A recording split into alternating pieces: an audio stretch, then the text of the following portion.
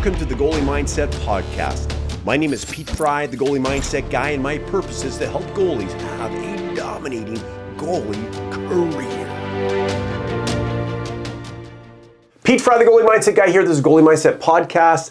Today, we have a true legend. In fact, if you talk about great goalies, he's not even in the conversation. He is the conversation, right? We have two-time Stanley Cup winner, Conn Smythe Trophy winner, the only goaltender to win the MVP in the Stanley Cup, the World Championships, and the Canada Cup or World Cup, what they might call it now, at the same time. Yeah, would be. I think it's Canada Cup. World Cup's a little bit different, but sort of same idea. But yeah, did all three. Wow! And then it's been the director of goaltending for the LA Kings for about 17 years now, and produced some great goaltenders. Yeah, I was the goalie coach for 17, and then took on the new role of director of goaltending. This is year number 3 that I'm in the director role. So a little different change, different mindset going from working with the goalies to working with the goalie coaches. So it's big time. A little different, but enjoying it. Yeah, excited to have on the great Bill Ranford. Bill, thanks for coming on. Thanks, Pete. It's going to be so great for the goaltenders. Yeah. And what I'm going to do today, I'm going to dive into Bill's playing career. Now, I am a witness of Bill because I played against him in the Western Hockey League. And the first time I ever saw Bill, we were getting ready to play. They were called the New West Bruins at the time. Yep. Right, and we're in pregame skate in Portland. We were either off the ice or getting ready to go on the ice. And I'm like, who's that goalie down the far end? I'm like, he's competing on every puck. I was like, it's like he was in Game 7 of the Stanley Cup Finals. I'm like, I got to get my act together, right? Because I'm not at his level as far as the way he competes and stuff like that. That was my first experience of you when I saw you there, and I was impressed. And I've always been impressed playing against you. And when I did play against you, you were a little bit of a mentor of mine. You didn't even know it. I tried to model some of what I did after you, like the intensity and stuff like that. Yeah, so, I didn't know that. Yeah, now you know. Yeah. Now you know. Yeah. Now you know. Anyways, so I want to dive into your performance and your mindset when you played. Right? Yep. So I got a few questions revolving around that. And I guess the first thing would be is, walk me through when you were at your peak. So what would you say, if you look back, number one is let's identify when you felt you were your very, very best. Would that have been when you were with Boston or Edmonton or the Stanley Cup or the Conn Smythe or the playoffs? What would that, if you could go back to a time when you said, okay, this was when I was at my very best, this stretch for a month or a year or whatever that was? Well, I think probably when I was at my best, when I look at my career-wise, there was probably about a 5-year span, and it's kind of when I, finally got the opportunity to start in Edmonton. Grant Fuhr had the injuries and the suspension, and I got on a roll there where it was 5 or 6 years where I averaged the most games played of any goalie in the league. And when you get into that kind of situation when you're playing and you're the guy and you can just go out there and play and not think about your next start.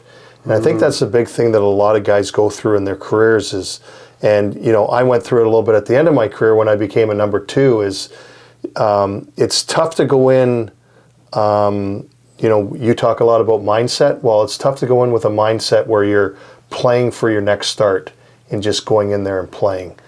But I think the year that obviously that we went on the Cup run, that was my first full year starting since I was the starter in Edmonton in my in Boston in my rookie season. But when I got into the situation where I was playing almost every single night, I started to feel good about my game. Obviously, the start of the first round against Winnipeg didn't go great, but I started to really find my game, and by the time we got to the final, it was right up there with the best goal that I played in my career. Really? I look at different situations. Obviously, when you win, you're usually at your best, and I think the close second was probably the 91 Canada Cup run, where I was just, things were moving slow, and the puck felt like a beach ball versus a little little marble. So you go through those stages, but I think that probably 5 or 6 years is when I was at the top of my game, and you get the opportunity to play, and you just go out and play. So during those 5 or 6 years, walk me through, what would you do from, say, the moment you woke up in the morning to when you got to the game for warm-up? Like, was there a specific pregame routine that you would go through, or certain things that you would do that you think would help elevate your game? I think I was more of a routine guy. I tried not to be overly superstitious because the game wasn't easy for me. With being a stand-up guy, and not very big, I had to be perfect to have success, almost perfect. And the way I played, stand-up, athletic, there wasn't a lot of room for error. Whereas, as my career went along, probably my last 5 years, when the butterfly came into play and I couldn't do it, I physically couldn't really butterfly. I didn't have any coverage. Guys were making saves in the butterfly that they weren't even, the puck was just hitting them. Yeah. Whereas for me, it went in. Because the stuff low along the ice, that sort of thing. So I had to be really perfect in what I did. So for me, it was more about routine. I'd get up, I'd do my thing, go to the rink, get on the massage table in the morning, go through. And back then, we practiced every day. The only days off we had was when we were a flight basically didn't allow us to practice. We got in too late. But and then just go home, pregame meal, nap, try not to sleep too long, but get a little bit of rest, and then go to the game and just start preparing for the game. And that's where my routine came into play. Just, getting my stretch in, a little bit of quiet time for myself. And that was probably the way I approached it. And during those times, and I like the way you said more of routine instead of superstition, right? Yeah. That's really, really good. During those times, like when you say maybe before your pregame nap or after your pregame nap, what was going on in your mind? Like, were there things you were saying to yourself, or were you visualizing or thinking about certain situations of the game? Like, what was going on as far as what went in your mind? I think regular season, probably not so much, just try to get the rest. But I know there was some, inner visualization that went on in the playoffs and stuff, especially once you got on a roll and you knew you're doing good things. You just tried to visualize yourself making saves and making the right save selection. But that's probably the most that as far as I got on the kind of the mindset. Well, it wasn't that big that back then. No, I mean, we, through the Hockey Canada aspect of things, when I got involved I got introduced to psychologists and stuff like that, and I don't know, it just, some guys that, like you talk to a Ron Hextall, and that was a big part of the turnaround in his career. For me, I didn't, everything came from within for me. They didn't, the psychologists didn't resonate with you. Didn't, and not that they help a lot of people, and I get it, and it's a good tool. I talk about, is it a tool to go into the toolbox to help you? And if it does, utilize it. If you have that opportunity, utilize it, go for it. And so, it didn't resonate with me. So I had a lot of it came from within. Yeah. Outstanding. And so, would you say anything to yourself at all? Like, were there like, because we're always self-talking, whether we know it or not. So would you say stuff like, would you imagine your head just say, I'm a wall, or I'm a great goalie, or like anything at all like that? Or no, like, my big thing was, I got to beat the guy down in the other end. That was my mantra. I just got to be better than the guy down in the other end. That's how I approached my career. I didn't look at necessarily beating the team or anything like that, or any sayings. The thing that pushed me was being better than the guy in the other end. And the goalie down the far end. Yeah, that's how I approached it. If I'm better than the goalie down in the other end, that's really all I can control. I can't control how good my team is in front of me. I can control myself to a certain extent, do everything possible to allow me to be the best that I can be. But the one thing, if I could be better than that guy down in the other end, we got a chance. Yes. Okay, so in that situation, when your goal is to be better than the guy down the other end, What if the guy down the other end was having, like, say, a poor game? Would that affect your performance or not? Or would you then look at it differently? No, I know I got to be better. And I think there is always that in the back of my mind is you can't give the other team a sniff. Mm-hmm. You don't want to, lose focus for a second and let in a bad goal to give energy to the other team, even though the other guy's not playing well. And, especially playoff team, the psychology aspect of it, you just don't ever want to give the other team any sort of juice. Mm-hmm. Momentum. It's amazing how crazy momentum can be so key. And it's interesting because a lot of goalies that I work with, it's like stay calm with that momentum. But for players, they're up and down like this. The goalie can stay even keeled, but players can just go up and down. It's crazy. So what would be the last thing that would go through your mind when you would step on the ice? In the years that you were dominating, the last thing that would go on in your mind?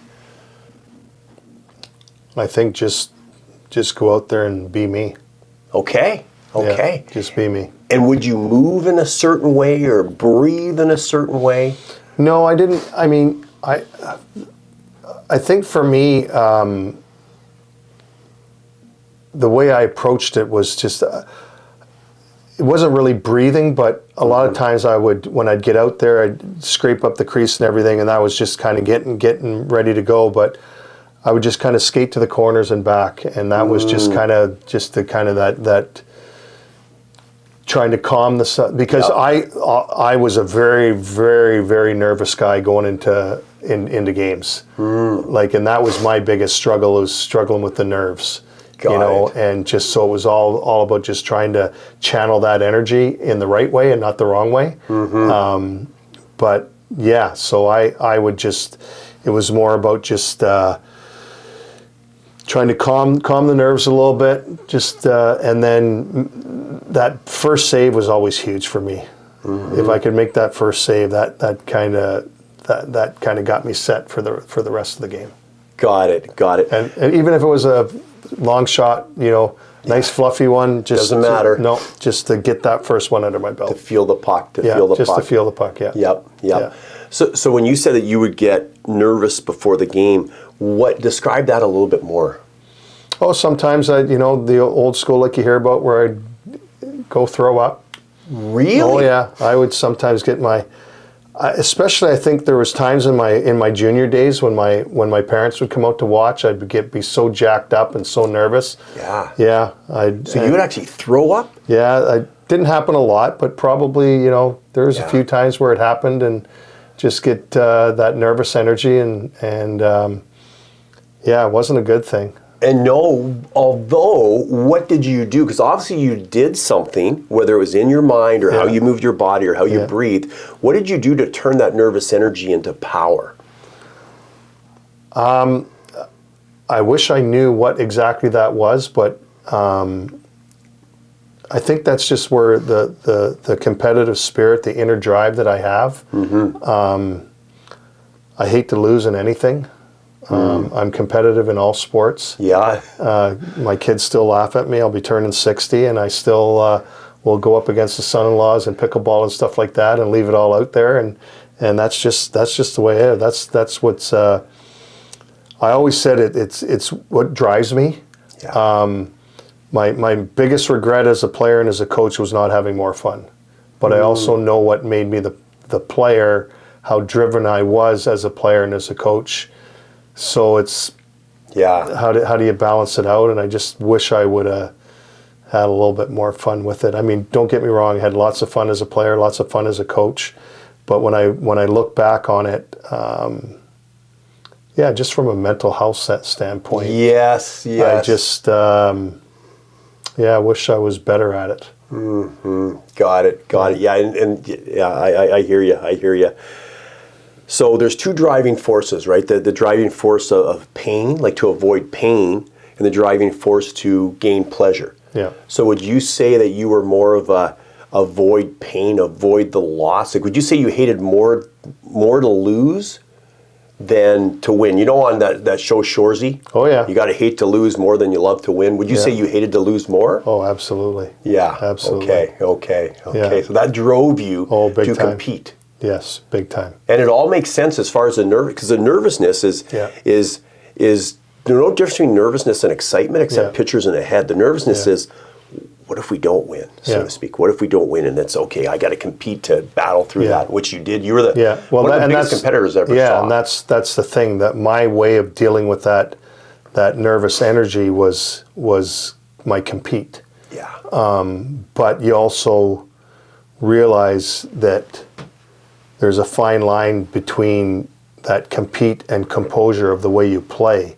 And, you know, we can get technical, the state of flow. There's no doubt, you know, if I could nail the perfect state of flow, I would have been the best goalie every year. It's just not a reality, right? But if you can kind of find that middle ground a little bit, and I think, you know, when you get into that groove, you know, we talked about being the groove, right? Yeah. Well, you're in that perfect state of flow where you're just everything's just flowing along, and when I was at my best, it's probably I wasn't thinking about it. I was just doing it. Yes. And once you can get to that, and that's what I try and talk to some of the young goalies about, just not being in your head so much. Just go out there. Like sometimes you just have to stop the puck. Yeah. Not are my gloves here, is my stick here, is my stance here. Just stop the puck. And I think that's probably one of the mentalities that I had. If I would have had a little bit more of the technical and that sort of it probably would have been an easier game for me. But I didn't have a goalie coach till like my year 13 of my 15-year career, and just somebody, you relied on your partner. Yeah. But sometimes if you're a lot better than your partner, you weren't getting a lot of information back, right? So for me, you know, not having somebody just to talk to about the stuff, you had to, you know, you rely on yourself, and so when you got into that mindset where you were just flowing along, you just went with it. Yes, exactly. And can you imagine a specific time when you were in the flow state, like a specific game? Oh, I can. A time like there was, you know, when we went into the finals against Boston in '90, as a group, I would say we were almost in that flow state, because I could do the warm-up. Everybody, and that's where the superstitions kicked in. I can't control other guys' superstition, but I end up being included. We got to the point where our warm-up for the game, I knew where every single guy was shooting. We just got so in a routine, a superstition. This guy was going to shoot a glove. This guy was going to come in and do a deep. Like, it just got to the point where we knew what our warm up was, and the guys just didn't want to alter off it, because a lot of guys are superstitious. I tried not to be. My stuff was more routine like than superstition, because I found the game hard enough as it is to add superstition on top of it. Yeah, big time. So when you were in that flow state, what were you seeing? Like, visually, what were you seeing when you were in that flow state? I wasn't seeing anything. I was just playing. You're just playing. Just playing. And I think you just got to the point where just everything was coming to you. And how are you breathing when you're in that flow state? When I was in the flow state, that was when I was at my calmest. And, you know, you ask about one of the things you did. I remember in the 90 run, and I wish I remember that there was a song that I would just, and I couldn't sing, but that's when I would go for my little skate. I would just kind of run that through my. What song was it? I can't remember. Come on, we got to get the song. I can't remember. Was it a 90s song or an 80s song? Probably late 80s. Like Life is Life or something like that? Like kind of like a rhythm song. Yeah, but it was just, that's how I, you know, when I felt the energy jumping up between whistles, I would just kind of sing it in my head, and that would just bring me back down. Because you think when you're burning energy and you're probably not in that flow state, you're probably your heart rate is elevated. Yeah. But when you start to get into that, where you're in that great rhythm, flow, whatever you want to call it, you're probably at your calmest. Yeah. And the heart rate starts to come down, and I'm the type of person that I'm playing out now, and I'm competitive, and I want to be that guy out there at the end of the game. Where there's a lot of people that would like, nope, I'm just going to stay on the bench. I don't want to, I don't want to get scored on. Don't want to be that guy. You want to be out there. I want to be part of it. And if I mess up, that's on me. But I also have on the flip side where I feel I can be the difference maker. Yeah. Well, speaking of that, let's talk fear of failure, because that's a big thing for a lot of goaltenders, right? And let's almost compare it to maybe like a bear attack, or like, let's say, like, the black bears, you're supposed to fight back, right? So let's say we're out on a hike, we're walking, and a bear comes running at us or whatever. First, we're probably going to have that fear, right? That fear. But then at some point, you get acceptance. Yeah. It is what it is, right? And I got to deal with it as best I can. It sounds like you would go through that fear stage before the game a little bit with the nervousness. But then when you were out there, you would be like, okay, this is what I'm meant to do. Yeah. And you would accept it and get into that flow state. Yeah. Well, my wife talks about fight or flight, right? And so how are you gonna fight it? Are you gonna run away from it, right? Yeah. But for me, you have to fail in order to succeed. Yeah. There is no failure, only feedback. Yeah. So if you I'd like to ask any successful person if it's all been success. Yeah. I don't think it had. No. I mean, you have to lose playoff rounds. You have to lose games to understand what that fear is. Yeah. Before you're going to have that success. I mean, there's some guys that win early, but you have to learn what it's like to lose and how bad that feels. And there's some guys that probably it may not bother them, but I would say probably 80 to 90% of the guys that are successful at the NHL level, even the greats, that fear of losing is just the reality. Yeah. Well, didn't Gretzky say like when the Oilers lost their first final against the Islanders, that he walked by and the door was open? My favorite story. Yeah. Do you want to? And I've lived it. The Oilers were a great team. They were up and up, and obviously the Islanders were on their run of 5 cups or 4 cups, whatever the heck it was for them. I should know that because I was an Islanders fan. But in Long Island, when you left the ice, you actually had to. They changed it later on, but back in the early days, you actually walked down the hall and walked by the Islanders' dressing room to get to the visiting dressing room. And Gretzky tells a story of.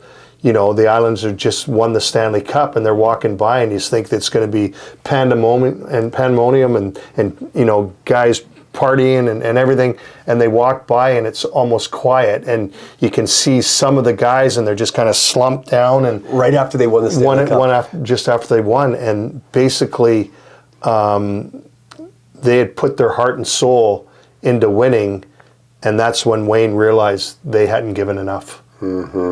That Islander team left everything out on the ice in order to win it, and he said that's when he realized that they had to go to another level. They weren't there yet. They didn't know it until they saw that. Until they saw that, and then and I've won twice as a player and won twice as a coach, and there's the celebration, but you come in and the guys are exhausted. There's like when we won in 88, I was able to witness it, the highs and lows of a playoff series, of a playoff itself, from round to round.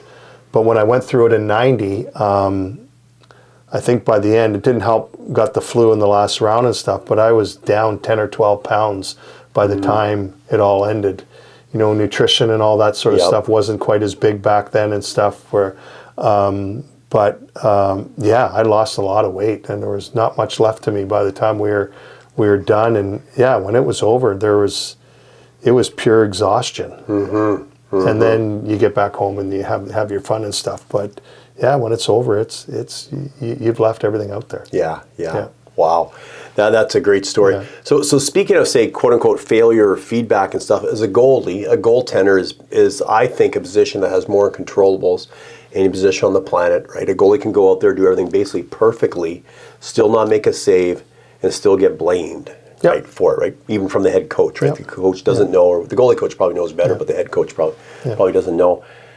And so, tell me, what would go through your head 5 seconds, within the 5 seconds after you didn't make a save? And then what would go through your head after that? So you're playing a game, you don't make a save, what would go through your head?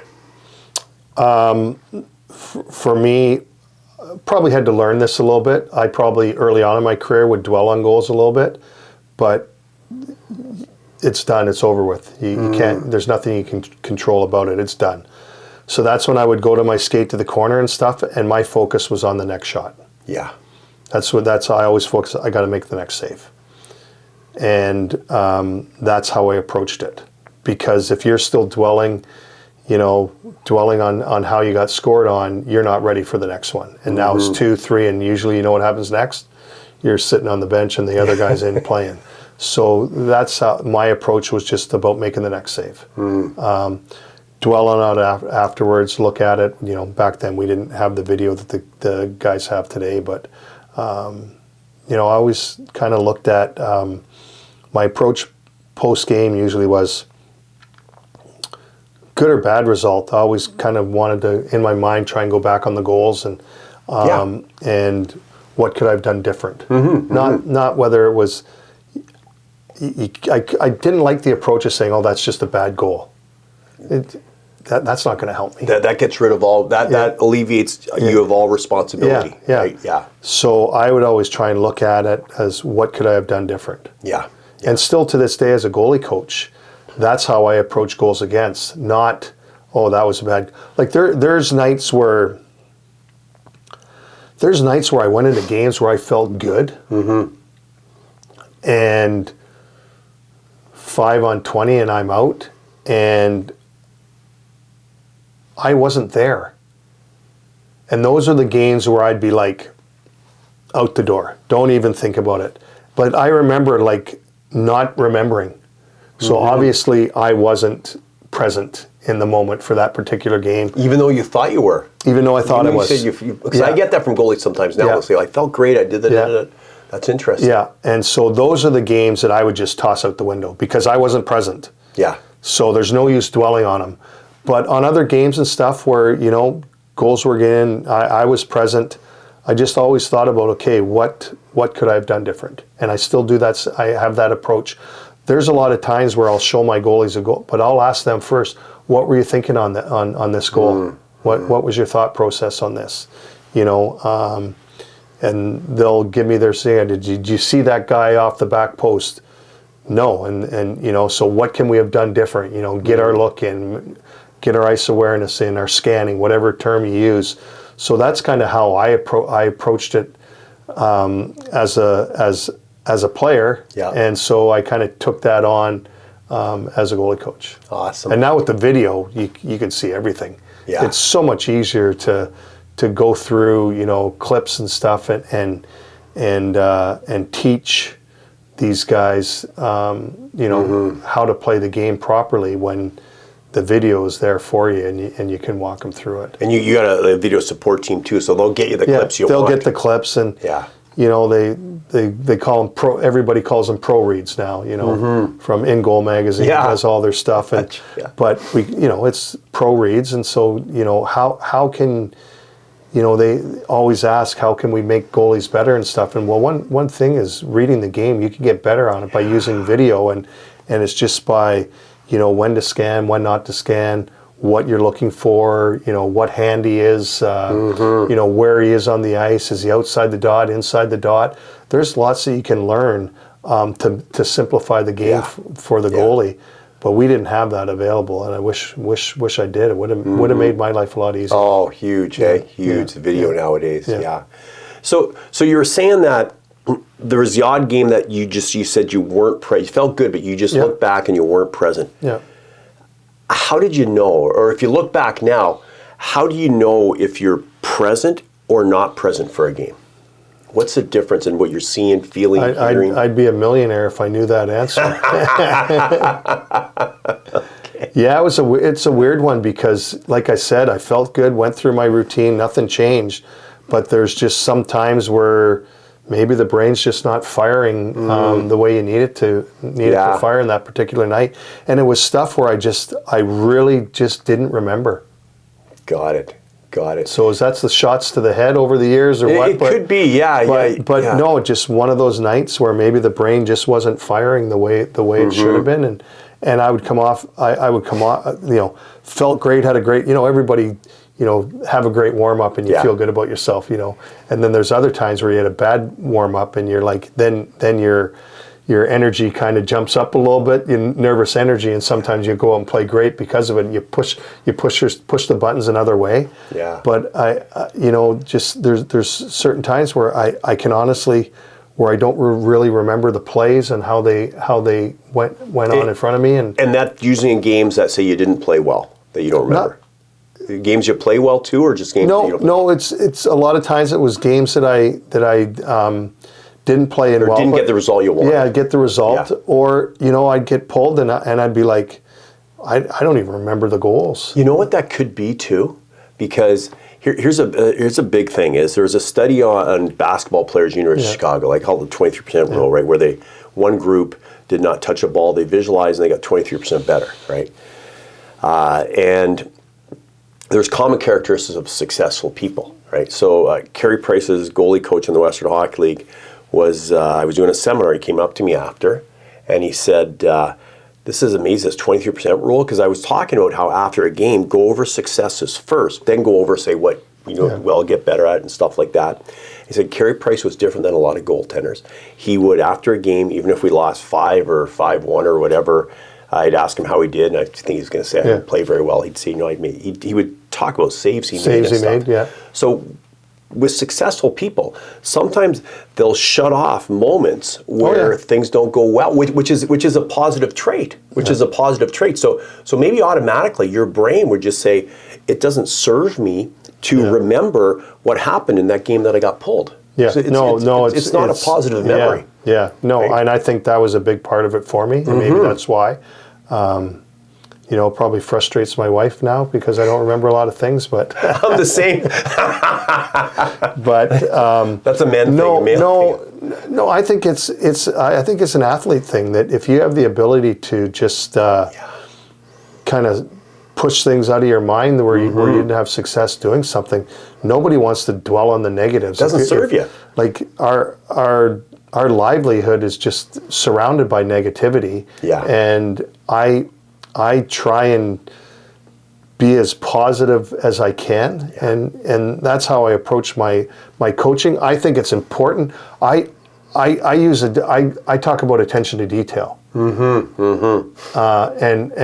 when I start out with a goalie, I don't look at any technical. I start off with attention to detail and work ethic. Got it. I don't until they master that. We don't even talk about matters. We don't even talk about technical because you can't get to the technical part of mastering technical if you don't have detail and work ethic. And so I don't know, like for me, you push be positive, get positive stuff going with your athletes and try and push as much of the negativity out, but you can learn from your mistakes and you learn from your losses, but you have to put a positive spin on it. Yeah, totally. We got to learn from it, not because if I keep just nailing down my goalie negativity, you know what? They're not going to have any positive. And that was a lot of coaching in the past. Was just hammer away. You experienced that at some point. Just hammer away. But then you don't feel good about yourself. You don't feel good about your game. So Carey's right. Look at here's the things that I did well last night. Yeah. Great coach. John Stevens that works with in Vegas. Like when we'd start getting a little bit negative about a player, he'd always tap me on the shoulder and say, let's talk about what he does well. Oh, really? Yeah. And who's this again? John Stevens? John Stevens. And who's he? Does he? He runs the D for Vegas. Oh, he does. He's been one of the most successful. Won cups with 2 cups with us in LA, and then won a cup in Vegas. He's one of the most successful assistant coaches in the last decade. So you look at that philosophy, and I'm like, because we have a tendency as coaches to look at the negativity aspect of things and because we're trying to get better. Yeah. But if you constantly, like Pete, you got a terrible glove hand, you got a terrible glove hand, you got a terrible glove hand. That's what I'm seeing. That's you what I'm got seeing. a terrible glove hand, yeah. and we keep telling you that you got a terrible glove hand, you're going to start thinking that you have a terrible glove hand. Develop that belief. Yeah, and develop that. So if we, and as a coaching staff, if we keep saying, our D-man can't kill a penalty, can't kill a penalty. Well, you know what? And we're sending that energy. Well, guess what? He's not going to be able to kill a penalty. Yeah. So we want to look at some. But look, what a great first pass he makes. Look at the way he blocks shots. So sometimes when we start getting too negative about a guy, let's remember what the good things that he does. Yeah. Well, and there's a lot of sarcasm in coaching too. Oh yeah. Right, and that does not serve anything. Yeah. And the reason why all this works, like the positivity, is because if we look at do you remember a guy named Lee Poulos? I do not. Okay, I know he did talks for the Oilers maybe before you were there. Yeah, right. Yeah, maybe before he's passed away. He was one of the founders of the old Spaghetti Factory. Okay, yeah. Right, and he was one of my mentors early on. But one of the things that I learned from him was he said, imagine our conscious mind, like the one that we think, right, the one we think with and we judge and we're critical with, and that's not good or that's good. It's got the power of a tiny little golf ball. Yeah. And put that golf ball on BC Place where the football team plays, a big stadium. That's the power of our subconscious mind. Yeah. But our subconscious mind is just a computer. That's it. It cannot judge. Whatever it takes, it will move towards, right? And there's kind of 5 key things with the subconscious mind. Number 1 is we think in pictures. Yeah. So a coach is nailing negative stuff. We're going to see that in our head, right? Bad glove hand. That's all I see. Then besides thinking in pictures, every word that is said does form a picture in our head, right? It's almost the same thing. Yeah. Doesn't understand don't. So you think of it, how many coaches will say, don't do this, don't do that, don't. So the player's consciously trying not to do it, but subconsciously they're moving towards it if the coach is saying don't. And then doesn't know the difference between what's real and what's not real. So if the coach is saying, like you said, you have a bad glove hand, the computer is taking that in. Oh, I have a bad glove hand. Then the 5th most important thing is we walk into the picture we hold of ourselves. Yeah. Right. So that's I think that's one of the reasons why you're having so much success, right? Not only as a goaltender, but as a coach as well too. Yeah. Is that you have, whether you learned it consciously or unconsciously, you're working with the subconscious mind in a powerful, positive way, which is huge. I mean, the biggest thing we run into, like your head coaches have to be the hammer. They're the ones that are going to set the tone and everything. But as assistant coach, you have to kind of come in and do the cleanup too. Mm-hmm. A guy's been hammered a little bit in a meeting and stuff, but then you kind of sweep in and say, okay, did you get the message? Yeah, so let's look at what you've done well. Yeah. But don't forget the message that the coach just sent you. Mm-hmm. So that it's your coaching staffs they got to work hand in hand. Yeah, there's no doubt. Big time. So, were there any major physical or mental shifts that you made in your career that kind of unlocked a new level for you? Well, I think it kind of. When you start becoming a full-time starter, I think the biggest shift is you're going to go out there and play again. Mm-hmm. So you don't you try not to dwell. I think I touched on it earlier a little bit. I'm not playing for the next start. Mm-hmm. I've kind of got to the point, or I've earned that starting role. You are the starting goalie. You are, in my mentality, and that's probably why I wasn't a very good backup. Yeah, because I did have that starting role mentality, which is a good thing. Yeah, well, it's not a bad. I think if you want to. if you want to be a starting goalie, you need that mentality. Yeah. Because you can get into the backup. There are, but that's a whole nother mentality. Like I have, when I went through it later in the last couple of years of my career, I then had a big appreciation for the guys that played behind me. Really? Big time. Because, it's hard to go 2.5, 3 weeks without playing. Yeah. And you're going in there and you're playing for, I talked about, you're playing for your next start. Yeah. You're not worrying about that game. Whereas as a starter, I'm just focused on tonight's game. That's all I got to worry about. If I lose it, I'm worried about starting the next game. That's it. Yeah. And I'm not dwelling on the loss. I'm like, okay, I'm a starter. I've done this before. I've lost. I've won. I've gone on winning streaks. I've gone on losing streaks. And I know, you get to the point where there's little things that you can try and do to get out of them. But that mentality of once you're a starter, you're not worrying about that next start every single time. So you don't put as much, kind of both ways. There's not this huge excitement about a win, and there's not the down about a loss. Yeah. You're going back in. You're going back in, and it's another game, and it's about another 2 points. Yeah. So you can't. And I think I learned that in our '88 run with Fierzy, that the controlling the highs and lows. Like you can't get too excited about a win, and you can't get too down on yourself on a loss. And I talk, like, my approach, obviously winning is the key thing. You want to win. But my approach to my coaching with our goalies is about trying to keep them even keel. Not having the highs and lows of the season, because it doesn't work.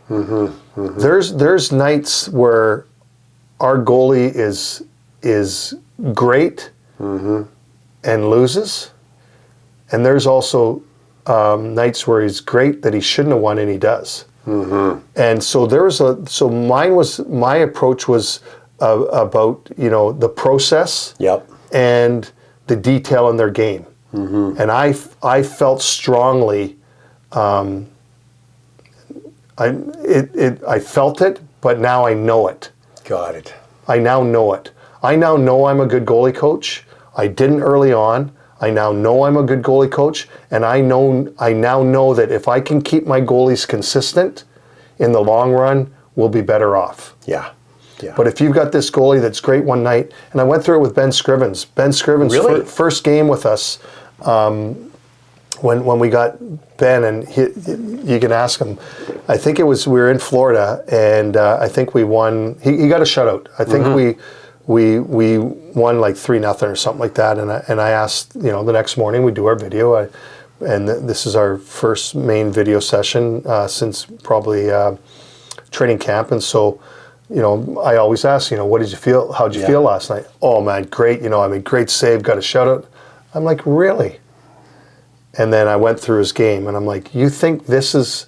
And it was just, there was a lot of these clips showing like this is not going to work. Rebound control was sloppy, post save was sloppy, but he was just one of those nights where the puck hit him. Yeah, those are the best. And I said to him, if you really think this is the way you're going to be successful over the year, you got another thing coming. Yeah. This night very easily could have been 7-3 the other way, the way you played. So he was kind of like a little bit set back. I said, I'm not, like, obviously winning is important, but for me it's about the process. Yeah. And you've got to get your game consistent so that you're going to give our team a chance. But if you're up here one game and down here, you're not going to, your team's not going to have that warm and fuzzy when you're in the net. Everybody then talks they're going to panic. Oh yeah, 100%. Yeah. So it's interesting. One of the biggest questions I get is, how do I become more consistent? And I think you just nailed it there. Well, for me, to be more consistent is attention to detail, work ethic, and there's got to be a process to what you do. Yeah. And when you can get those three in place,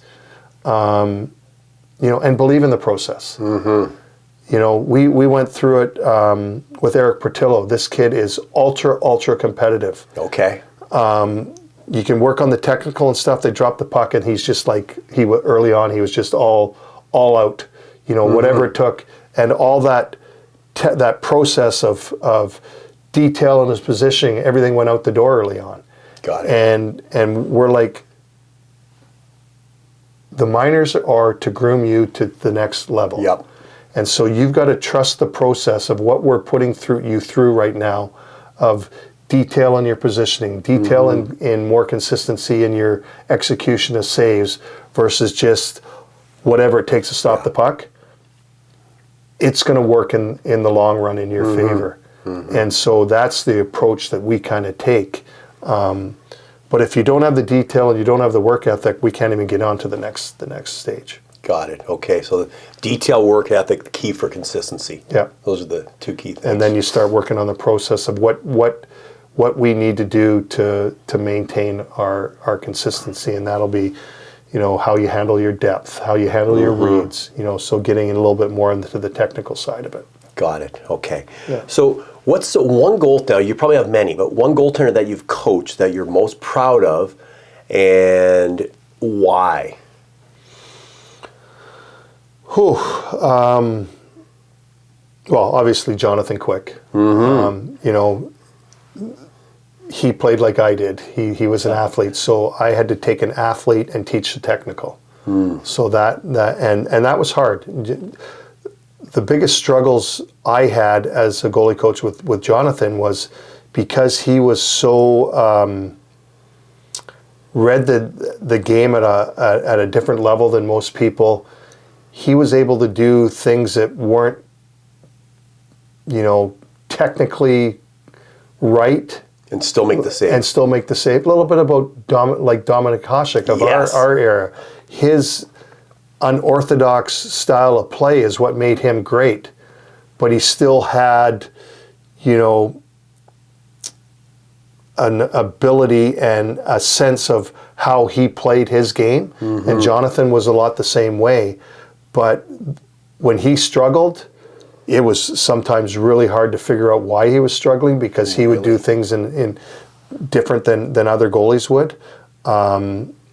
So, taking a pure athlete and teaching technical and kind of bringing them to even out and getting Jonathan to understand that, have that technical side to your game, and when we need that athlete, bring out the athlete. And that's why, some of the most incredible saves of in the last 20 years, he'll be in a lot of Are them from him, right? Just because his unbelievable athletic ability to pull out a save out of nowhere that you just didn't think it was possible, and he had that athletic ability to do it. So would you say use the technical for all the saves you're supposed to make, and then for scramble plays or saves that goalies really aren't supposed to make, just throw it out the window and just do whatever it takes? So like on a lot of lateral stuff, Quickie would just automatically go in the splits and get across. Yeah. And so, we talked about, okay, let's get across on our feet. And if we have to go to the next layer, then we go into whatever athletic. Instead of the splits automatically. Instead of going automatically in the splits. So we just brought a little bit of more,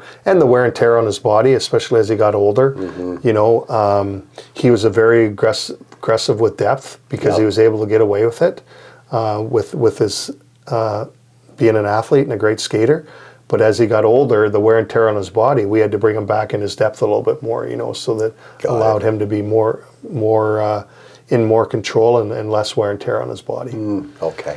And then the other one was probably the first goalie that I kind of tore down and completely changed him and recreated him was Ben Scrivens. Really? Yeah. And Ben was, Ben, when I got him, had the gloves up, the wings out and stuff, and I just, he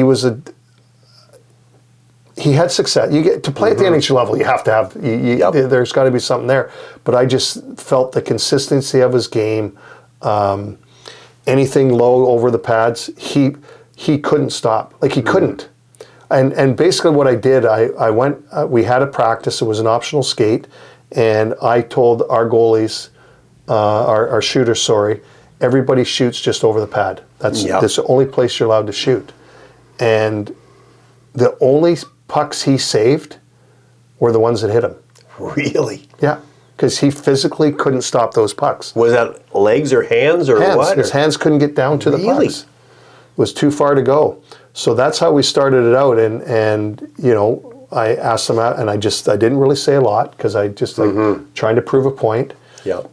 And had some video taken to show him and stuff, and that's how we started out, and brought his hands down into a more natural position, and then it kind of, you know, he hybrided it a little bit and stuff, but and when we traded him away, he was statistically one of the top goalies in the league at the time when we moved him to Edmonton. But we had a you know, Quickie getting ready to come back, and we had to make a decision on Martin Jones, who ended up going on to a great career. Yeah. It was just, you know, and the theory, when we were very fortunate to have a starting goalie in Jonathan Quick for like 13 years, is all of a sudden the number twos become assets. And it just came to the point where Ben became an asset.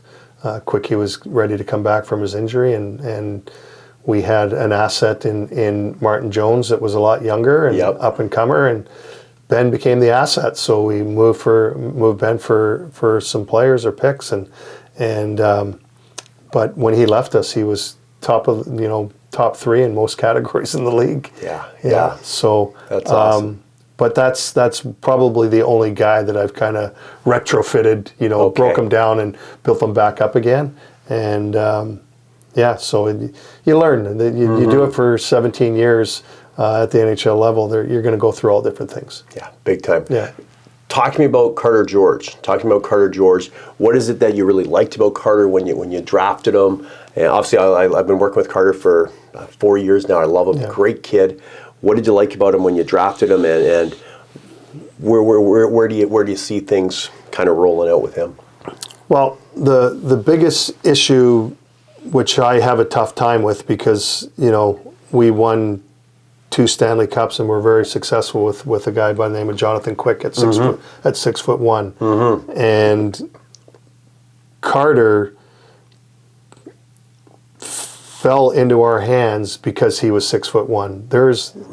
There is probably right now there's like 8 to 10 teams in the league that won't draft a goalie that's under 6'2". What are your thoughts on that? Like, is that a good thing or a bad thing, or because here's a technical question for you. If a goalie is, say, 6'1" or say 6'4", how much more depth does a goalie need to cover that extra 3 inches? Well, it's more about how the goalie, and that's why the way I look at. We have Hampton Slakinski at 6'3.5", almost 6'4" kind of thing, 6'3" range. He grew a little bit, so I think he went from 6'2" to 6'3". Then we have Carter at just shy of 6'1", but standing in their stance, Carter presents bigger. Wow, see, that's interesting. But in the butterfly, Hampton presents bigger. Really? Yeah. So you've got just 2 different looks. Yep. So it's you know, Saros at 5'11". Is he really 5'11"? I don't think he's 5. I had a client that's 5'11" standing beside him, and he was taller than you, say, Soros. Yeah. And he said to Soros, he goes, "How tall are you?" Soros said, "Tall enough to stop the puck." Yeah. That's all he said. Yeah, he's you know, in that 5'10" to 5'11" range. Yeah. But, you know, he has to hold his edges a lot more. So going back to Carter, the one of the things that, you know, there was teams that weren't going to take him because of his size. I loved everything about his game. I loved his demeanor. I loved his rebound control. There's just way he handles the puck. Yep. There's a lot of things that he does well.